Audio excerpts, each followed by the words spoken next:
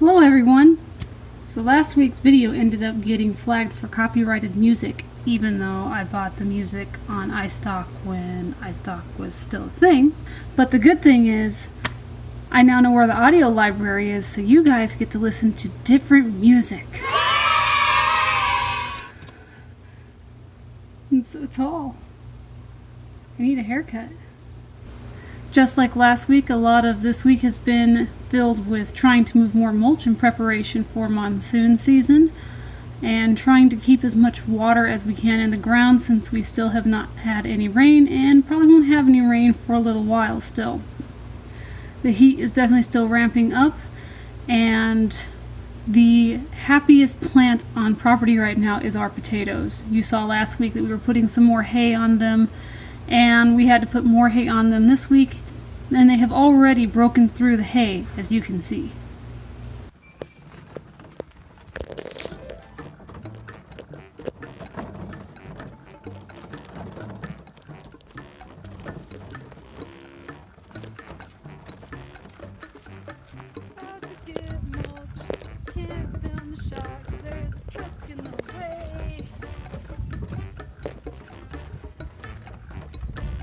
Mulch. Park. It is the mulch pile. There's a car for reference. Yes, I know it looks bad. It hasn't moved in years. It's only a couple days worth of mulch. You can get it all for free. Chip drop, my friends. I don't know how well you can see it, but that big old plume of what looks like clouds is actually smoke. The Woodbury fire is still going, and as of today, I believe we're still at like 37,000 acres.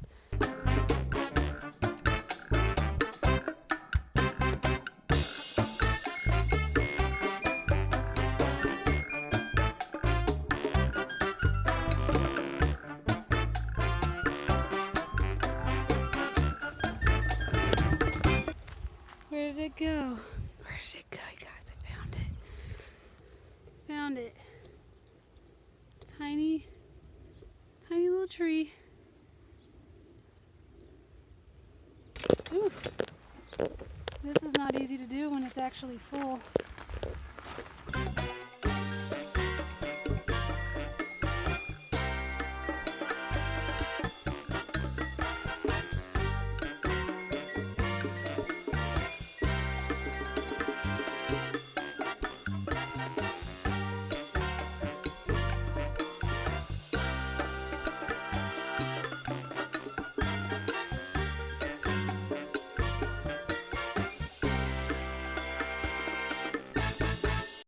So as you can see, these two are now full of mulch, and I put it in by hand instead of just pouring it in because I didn't want to crush any of our big stuff, but also pretty sure that we have a couple of wolfberries growing, and I didn't want to crush them. So I've kept the mulch a little bit less dense right up at the base, and as they get bigger I'll probably pile more in. But some plants tend to get moody if you put too much right up next to the center here, the joint where the root turns into your stem. So I'd rather play it safe and keep it sparse here and then add slowly as it gets older and matures. Hopefully it'll help my somehow surviving collard greens. As you can see, there are two. One, two. He's so sad. Two wolfberries here as well. So for this basin, we collect all of our leaves from our tea that we drink, our hot tea, and yes, it looks gross, but I'm going to try putting this in the bottom of the basin and putting the mulch on top of that and see if it helps. First things first, I gotta move both of these water basins, these water containers out of here, because I don't want them getting filled with mulch. But look at all the ants. They love it under the water containers. And through the magic of editing, it is filled with mulch. So that leaves that basin and more of this basin here. And then we can start bringing more and more mulch to the rest of the yard. So we don't have our Boogie Blue system set up yet because it turns out that our hose has a tear in it of some kind, and so it's not working. So instead we're using the old-fashioned bucket.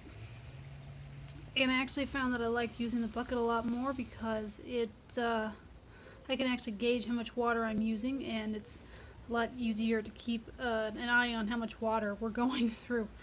I think I'm underwatering sometimes and overwatering at other times because I can't tell how much water the hoses actually put out, whereas this way I can actually measure it as I go.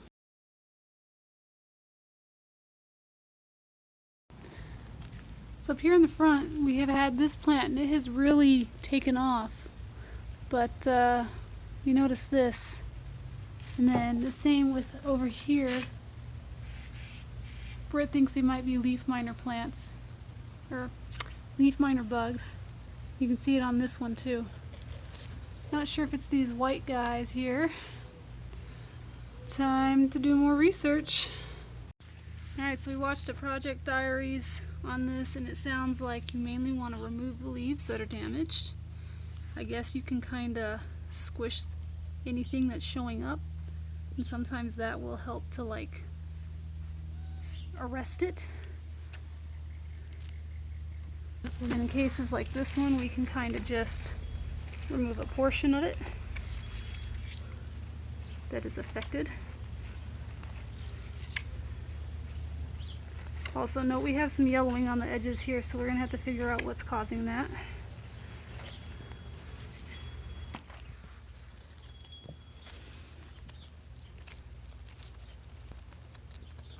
I'm not sure what's up with that one. Both of these have it. It's almost like it could be from the sun. It could be bleaching. I'm going to just remove this leaf. Sorry, buddy. You guys are just so stunted. I don't know if these ones will rebound. Yeah, I don't know.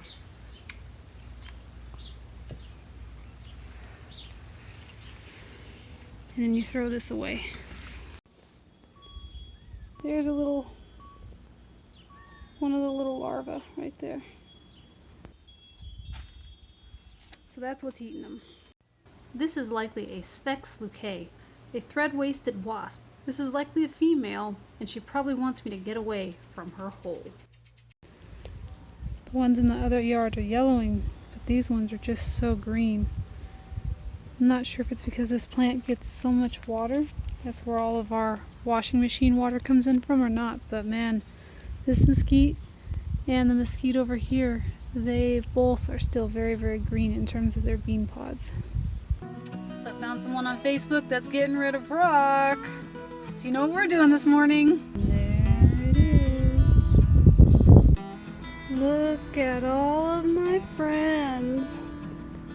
Trunk's filled too. So last monsoon we had a whole bunch of rain and it knocked this big old hole in our fence. Since I'm out here on the road with all these rocks and they're too small for a lot of rockeries, we're going to shove a bunch of them in this hole and see if it helps to fill it in. And this is how much coverage we got. This is essentially a really rudimentary French drain when you get down to it.